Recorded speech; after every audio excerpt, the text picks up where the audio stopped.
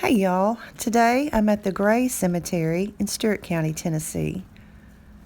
There is a lot of Tennessee history in this little family cemetery that overlooks the beautiful Tennessee River and Kentucky Lake. This family came from North Carolina to Stewart County in 1809. In 1812, this man, James Gray, bought his first tract of land here on what would later become and is still known today as Gray's Landing. He was a hatter by trade, but he was also involved in Tennessee politics, and in 1834 was on the State Constitutional Committee and was one of the framers of the Tennessee Constitution. He was born November 6, 1788, and died August 9, 1868, at the age of 79.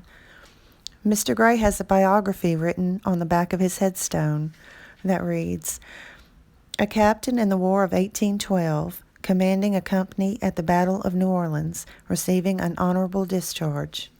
Also 3 others as commander of posts on the frontier.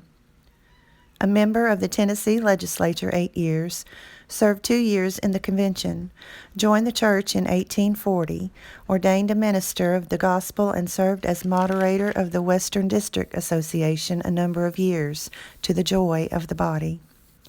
Continued in the ministry until near his death." And next to James is his wife, Anna Bradford Gray, born December 26, 1791, and died July 9, 1852. Beside them is their son, Andrew Jackson Gray. He was born on this farm October 6, 1826, and when he was 15 years old, he took charge of his father's farm due to his father's travels in the ministry. In 1862, he left to fight in the Civil War and returned home after 3 years. In 1872, at the age of 46, he married Rebecca Campbell, and they had 7 children.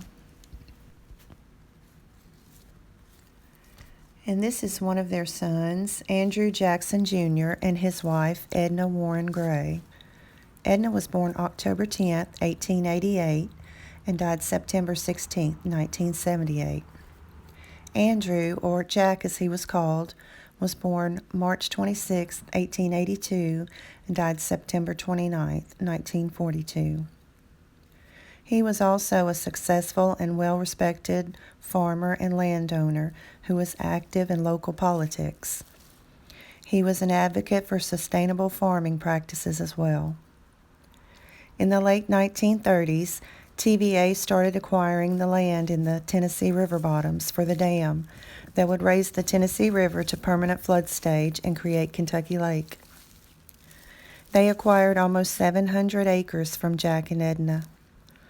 They understood the reasons for the new dam, but were very upset with the low price they were given for it.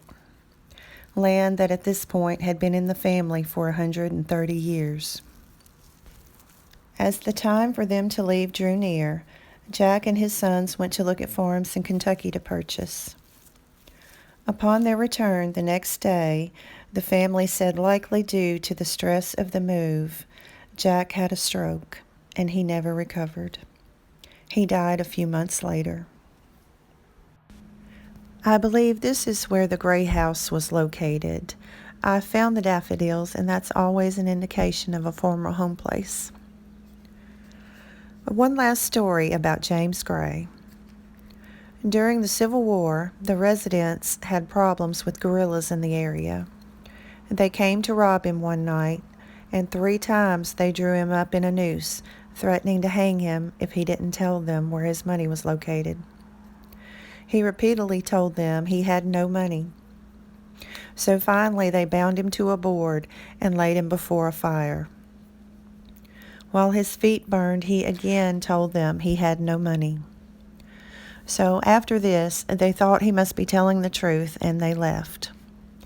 Although his feet were badly burned, he eventually recovered and lived another 5 years. What an interesting family. Thanks for watching, y'all.